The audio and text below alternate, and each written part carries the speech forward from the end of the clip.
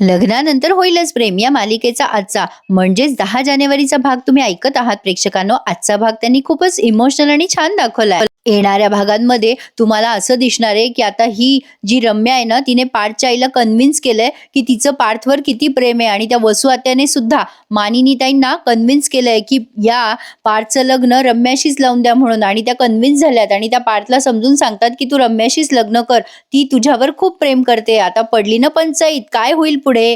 तर प्रेक्षकांनो, कशामुळे झालंय ते डिटेलमध्ये बघा. आता बघा, या रम्याने तमाशा मांडलाय आणि वसू आत्याने सुद्धा त्या लेटरचा, आता रम्या काहीही करून पार्थला कबूल करायला लावत असते की ते लेटर त्यानेच लिहिलंय, पण आता त्या पिहूला कसं तरीच होतं. पार्थवर दया येते बिचारीला आणि ती सगळं सत्य कबूल करते की ते लेटर पार्थ दादाने लिहिलंच नाहीये, त्याचं बिचाऱ्याचं तर लक्ष सुद्धा नव्हतं. आता पिहू जेव्हा हे सगळं कबूल करते ना, तेव्हा तिची आई तिला मध्ये ओरडते. तेव्हा पार्थ म्हणतो, अगं आत्या, तिला बोलू दे. मग पिहू सगळं सांगते की त्या दिवशी असं असं झालं होतं, पार्थ दादा काम करत होता आणि मीच आले आणि रम्याताईची मदत करायची, गंमत करायची म्हणून मी ते आय लव्ह यू टू असं लिहिलं. माझं चुकलं, मी गंमत करत होते, पण मला माहित नव्हतं हे सगळं असं घडेल. अरे देवा, आता एवढा सगळा खुलासा झाल्यानंतर तिच्या आईचा प्लॅन फ्लॉप झाला ना. आता ती ओरडायला लागते तिच्या मुलीवर. तेव्हा हे पार्थचे वडील मध्ये पडतात आणि म्हणतात, मंजू अगं बोलू नकोस असं, तिला लहान लेकरू येते, तिला काय कळतं, तिने गंमत केली. पार्थ सुद्धा बाजू घेतो पिहूची आणि म्हणतो, आत्या तिला रागवू नकोस ग. आणि आता हे पार्थचे वडील म्हणतात, काही का असे ना, पण हे तुमच्या समोर स्पष्ट झालं ना की हे लेटर पार्थने लिहिलेलंच नव्हतं. मानिनी ताई सुद्धा पार्थचीच बाजू घेतात आणि रम्याला म्हणतात, रम्या तू पार्थला विसर आणि प्लीज मनामध्ये काही किंतु परंतु ठेवू नकोस. मान्य आहे थोडासा वेळ जाईल, पण आपण हे सगळं विसरूयात. आता असं म्हणून हे सगळे ज्याच्या त्याच्या कामाला निघून गेले, जसं काही काही झालंच नाहीये. आता रम्या भयंकर रडत असते सारखी. तेव्हा पार्थ आणखीन जखमेवर बीट चोळतो तिच्या आणि म्हणतो, हे लेटर तू तुझ्या हाताने फाडून फेकून द्यावंस अशी माझी इच्छा आहे, असं म्हणून तोही निघून जातो. पण आता रम्या रडतीये आणि बस रडतीच आहे. आणि आता इकडे या काव्याचे वडील खूप भडकले आहेत. काव्या जीवासोबत टाइम स्पेंड करायला गेली आहे. आता ते ओरडतात आणि म्हणतात, या मुलीला काही वेळेची काही चाड आहे की नाही, असं न सांगता निघून जावं का? आजकाल दिवसमान किती कठीण आलेत. नंदिनी म्हणत असते, जरा टेन्शन घेऊ नका, मी बघते ती कुठे गेली आहे, फोन करते तिच्या मित्रमैत्रिणींना. इकडे काव्या आणि जीवा त्यांच्या भेटीची अॅनिव्हर्सरी साजरी करतात आणि दोघं एकमेकांमध्ये खूप वाहून गेलेत. आता काव्या जीवासाठी एक स्पेशल भेट देते. काल तुम्ही बघितलं असेल प्रेक्षकांनो, काही कारणास्तव मी कालचा एपिसोड देऊ शकले नाही आणि काल तसं त्यांनी एवढं खास काही दाखवलं पण नव्हतं.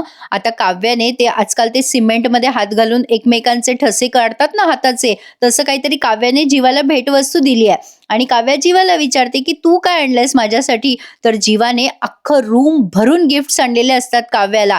काव्या ते गिफ्ट्स बघते आणि त्या गिफ्ट्स बघताना ती भारावून जाते. आणि प्रेक्षकांनो, हे सगळं म्हणजे या दोघांचा सीन जेव्हा त्यांनी दाखवलाय ना, तेव्हा इथे गाणं प्ले केलंय त्यांनी, मन धागा धागा जोडते नवा. आणि काव्या जीवाच्या प्रेमामध्ये किती इमोशनल आहे हे त्यांनी खूप छान पद्धतीने प्रेझेंट केलंय. जीवा काव्याला तिच्या प्रत्येक वस्तू दाखवतो ज्या आत्तापर्यंत त्याने जपून ठेवल्यात. म्हणजे अक्षरशः तिने पिलेला चहाचा उष्टा तो प्लास्टिकचा कप सुद्धा, काय सांगू, एवढे सगळे गिफ्ट्स त्याने काव्यासाठी आणलेले असतात. हे बघून काव्या खूप भारावून जाते. आणि आता काव्या म्हणते, जीवा माझं तुझ्यावर खूप प्रेम आहे. दोघं एकमेकांसोबत डान्स करताना अगदी भारावून जातात आणि हरवून जातात. एक क्षण असा येतो मोहाचा की दोघं एकमेकांच्या खूप जवळ आहेत. काव्या सुद्धा एवढी इमोशनल झालेली असते की ती जीवाला थांबवण्याचा प्रयत्न सुद्धा करत नाही आणि ती देखील जीवाला साथ देत असते. पण ह्या वेळेला जीवाने त्याची सतसत विवेक बुद्धी जागृत ठेवली आहे. जीवा काव्याला म्हणतो, काव्या हा किस आपण आपल्या लग्नानंतरच्या क्षणांसाठी जपून ठेवूया. माझ्यासाठी तुझा विश्वास महत्वाचा आहे, तो विश्वास माझ्यासाठी खूप अनमोल आहे. अगं काव्या, हे स्वप्न नाहीये बरं का. एक मिनिट. आता सरप्राईज म्हणून त्याने एक सुंदर रेड वेल्वेटचा केक आणलाय, जो या दोघांनी कट केलाय आणि एकमेकांसोबत खूप छान डान्स केलाय. आज ना प्रेक्षकांनो, या गाण्यामध्येच त्यांनी बराच वेळ दाखवलाय, त्यामुळे खूप एक्सप्लेन करण्यासारखं असं काहीच नाहीये. दोघं एकमेकांसोबत डान्स करून एकमेकांमध्ये असे गुंतलेले आहेत असं त्यांनी छान दाखवलंय. इकडे काव्याचे वडील खूप भडकलेले असतात. ते काही नाही, आता खूप वाट बघितली. आता ती काव्याची आई पण चिडचिड करत असते, ही मुलगी न अशीच करते, जीवाला टांगून ठेवते, काय हे कुठे सांगून जाता येत नाही का? तेवढ्यात आरुही येऊन सांगते, की मी सगळीकडे फोन केला पण ताई कुठेच नाहीये. आणि आता नंदिनी म्हणते, "जीविकाकडे फोन केलास का तू?" आणि इकडे आता पुन्हा एकदा जीवा आणि काव्या एकमेकांसोबत घालवलेल्या दिवसाबद्दल चर्चा करतात. आता जीवा म्हणत असतो, "मला तर वाटतंय दिवस सरूच नाही." काव्या म्हणते, "हो ना, मला पण." आणि अचानक तिचं लक्ष घड्याळीकडे जातं आणि काव्या म्हणते, "अरे बापरे! जीवा किती वाजलेत कळतंय का तुला? चल लवकर आपल्याला निघायला हवं आता. अरे माझा फोन पण गाडीत विसरलाय." काव्या आणि जीवा दोघेही आता भानावर येतात. इकडे काव्याचे वडील खूप गरम झालेले असतात, एकदम संतापलेले असतात. ते म्हणत असतात, "आता काय मी वाट बघणार नाहीये. काही झालं तरी आता मी कोपऱ्यापर्यंत जाऊन येतो, नाहीतर पोलीस कंप्लेंट तरी करतो." जीवा आणि काव्या निघालेले असतात घरी यायला, पण मध्येच गाडी बंद पडते. आता काव्या जीवावर खूप चिडचिड करत असते. "काय हे जीवा? अरे ही खटारी गाडी का आणली आहेस तू?" आता जीवा म्हणतो, "अगं थांब जरा बघू तरी दे काय झालंय. अँटिक गाडी आहे ही." काव्या म्हणते, "काय कामाची तुझी ही अँटिक गाडी? आपण जर वेळेवर पोहोचलो नाही तर काय होईल कळतंय का तुला?" आता तेवढ्यात विजा वगैरे चमकायला लागल्या असं ड्रॅमॅटिक दाखवलंय त्यांनी. आता जीवा म्हणतो, "काव्या चिडचिड करू नकोस. माझ्या आजोबांची गाडी आहे ही. थांब जरा मला बघू दे." आता त्याने ते यंत्र वगैरे असं ते डिक्की काढली आहे, वर केली आहे त्या गाडीच्या आणि ते बघायला जातो तो, तर तिथे त्याला चटका बसतो. आता काव्या म्हणते, "तू काय मेकॅनिक आहेस का? काय करतोयस जीवा यार? काय गाडी आणून ठेवली आहेस डबडा?" काव्या नुसती चिडचिड करत असते. जीवा म्हणत असतो, "जरा वेळ दे, जरा 2 मिनिटं थांब गं. अगं खूप चांगली गाडी आहे माझी. तिला मनवलं ना तर ती पटकन ऐकते. थांब, थांब जरा तू चिडचिड करू नकोस." काव्या आता वाट बघतीये केव्हा ही गाडी चालू होईल आणि केव्हा मी घरी पोहोचेल. अचानक आता काव्याला टेन्शन यायला लागलंय आणि दिवस जो आज एकमेकांसोबत साजरा केलाय ना, त्याच्या आठवणी जरा वेगळ्याच. आता हा जीवा मगाशी दाखवलं म्हणजे काल एपिसोड दाखवला त्याप्रमाणे गाडीला म्हणवतो, "चल ग माझी प्रिये, चल ग सोना, अगं तू माझ्या आजोबांची मैत्रीण आहेस ना, प्लीज चालू हो ना." आणि गाडीच चालू होते. काव्याला आता तो म्हणतो, "चल बस गाडीत."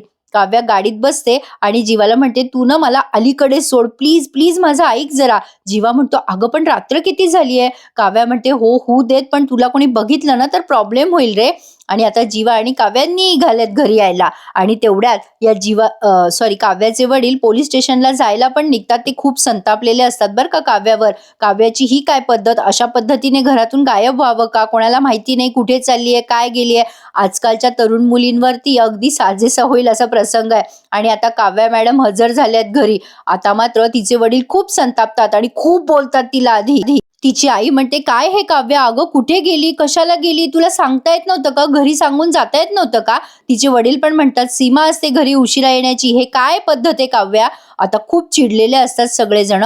तेव्हा काव्याला ते विचारतात, "कुठे गेली होतीस तू? काय विचारतोय आम्ही तुला, तू गप्प काय आहेस?" मग काव्या जरा घाबरत घाबरतच खोटं बोलते आणि म्हणते, जीविका आहे ना माझी मैत्रीण, तिने ना एक कॅफे उघडलंय, तिथे खाणं पिणं आणि आईस्क्रीम भेटतं. त्या कॅफेमध्येच आम्ही गेलो होतो इनॉग्रेशनसाठी. आता हे ती सगळं भीत बोलत असते आणि तिथे वेळ लागला, माझा फोन बंद पडला. आता आरुषी म्हणते, "मी सगळीकडे फोन करून विचारलं, कोणीच काही सांगितलं नाही मला." मग आता काव्या म्हणते, "आम्ही काही निवडकच मैत्रिणी होतो, ज्या आम्ही त्या कॅफेमध्ये गेलो होतो." आता खरं तर काव्याचं कारण हिच्या आईवडिलांना पटतं बरं का. आणि आता काव्या बोलता बोलता म्हणते, म्हणजे तिचे वडील आधी विचारतात, "तुला घरी सांगून जाता नाही आलं का मग?" काव्या आता नंदिनीवर लोटून देते सगळं आणि म्हणते, "ताईला सांगितलं होतं मी." नंदिनी आता टेन्शनमध्ये येते ना, कारण तिचे वडील नंदिनीलाच ओरडायला लागतात, "काय गं नंदिनी, तुला सांगितलं होतं का काव्याने?" काव्या आता खाणाखुणा करते नंदिनीला आणि कान धरून माफी मागून घेते आधीच, "ताई प्लीज ही बाजू सांभाळून घे" म्हणून.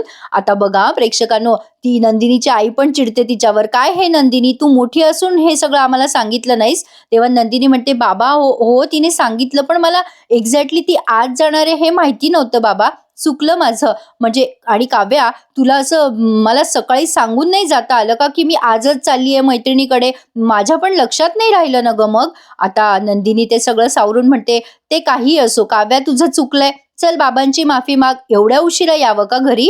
मग काव्या सांगते, "सॉरी बाबा, माझा फोन बंद पडला होता." आणि आता तिचे बाबा तिला पटकन मिठी मारतात आणि म्हणतात, "काव्या बेटा, दिवसमान कसे आलेत, असं काही तुला झालं असतं तर आम्ही काय केलं असतं राजा?"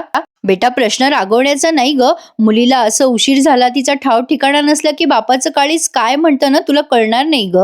पुन्हा असा उशीर केलास ना तर फटके देईल मी तुला. चल बेटा तू आवरून घे आणि आपण सगळे जेवूयात आता. चल बरं पानं घे अगं. आता त्यांच्या मिसेसला ते सांगतात जेवायला वाढ म्हणून आणि आता सगळेजण आपापल्या कामाला निघून जातात. आता आता काव्याची काही खैर नाहीये प्रेक्षकांनो, कारण नंदिनी आता एवढी रागाने बघते ना काव्याकडे. काव्याला सांगावं लागेल का जीवाबद्दल या नंदिनीला. मला कमेंट करून नक्की कळवा. आज ना त्यांनी गाण्यात आणि या सगळ्या सस्पेन्स मध्येच भाग रंगवलाय म्हणून खूप मोठा भाग मी केला नाहीये. आता पुढच्या भागात तुम्ही बघणार आहात वसुआत त्या रम्याला म्हणते दाखव तुझ्या मामीला तू पार्थवर किती प्रेम करतेस, आणि त्या मानिनीताई सगळं बघतात, ते लेटर पत्र लहानपणापासून किती प्रेम आहे त्या रम्याचं, आणि त्या पार्थला कन्व्हिन्स करतात की अजून वेळ गेलेली नाहीये, तू रम्यासोबतच लग्न कर. आता त्या पार्थच्या वडिलांनाही टेन्शन आलंय. काय वाटतंय प्रेक्षकांनो, या दोघांचा साखरपुडा मोडेल काय? येणारे भाग इंटरेस्टिंग असतील यात शंका नाहीये. आता पार्थ आणि नंदिनीचं ठरलेलं लग्न मोडतं की काय असं दिसतंय खरं. बघूयात. कमेंट करून नक्की सांगा तुम्हाला काय वाटतंय, आणि आपल्या ह्या चॅनलला सबस्क्राईब करायला प्लीज विसरू नका. लग्नानंतर होईलच प्रेम या मालिकेचे डेली रिव्ह्यूज ऐकण्यासाठी आजचा भाग कसा वाटला कमेंट करून नक्की कळवा. तुमच्या कमेंटची मी वाट बघीन. भेटूयात उद्या पुन्हा नवीन रिव्ह्यू सहित. तोपर्यंत धन्यवाद.